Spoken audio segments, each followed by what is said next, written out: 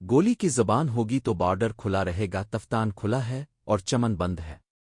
Opposition leader Mahmood Khan Achakzai: چمن کے عوام باڑ کو اکھاڑ کر پھینک دے، یہ امریکی خوشنودی کے لیے کھینچا گیا ہے جو پشتونوں کو تقسیم کرتا ہے۔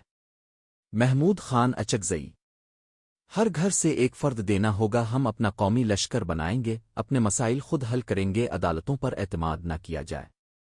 محمود خان اچکزئی: افغانستان کے تقسیم کے خواب چھوڑ دیے جائے، اگر ایسا ہوا تو خدا نخواستہ پاکستان اور ایران بھی اس کی زد میں آ جائیں گے۔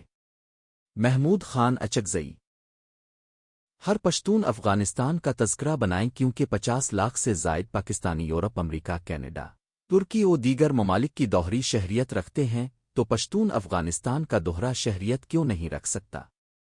محمود خان اچکزئی کا چمن میں پشتون خامیب کے زیر اہتمام جلسہ عام سے خطاب کی جھلکیاں۔ حال ہی میں ایک سیاسی جلسے میں محمود خان اچکزئی سے منسوب ایک بیان سامنے آیا جس پر مختلف حلقوں میں بحث جاری ہے۔ اس بیان کے بعد سوشل میڈیا اور سیاسی حلقوں میں شدید ردعمل دیکھا جا رہا ہے۔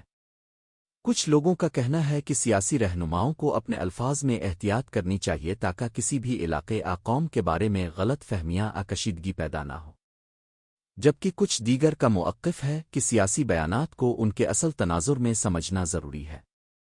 پاکستان ایک کثیر القومی ملک ہے جہاں مختلف قومیں، زبانیں اور ثقافتیں آباد ہیں۔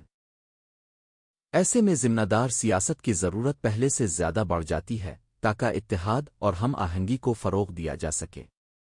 تجزیہ کاروں کے مطابق سیاسی اختلاف جمہوریت کا حصہ ہے، لیکن اس اختلاف کو دشمنی یا تصادم میں تبدیل ہونے سے روکنا سب کی مشترکہ ذمہ داری ہے۔ آخر میں یہی بات اہم ہے کہ مسائل کا حل مکالمے، آئین اور قانون کے دائرے میں رہ کر نکالا جائے، نہ کہ کسی بھی قسم کی تقسیم کشیدگی کے ذریعے۔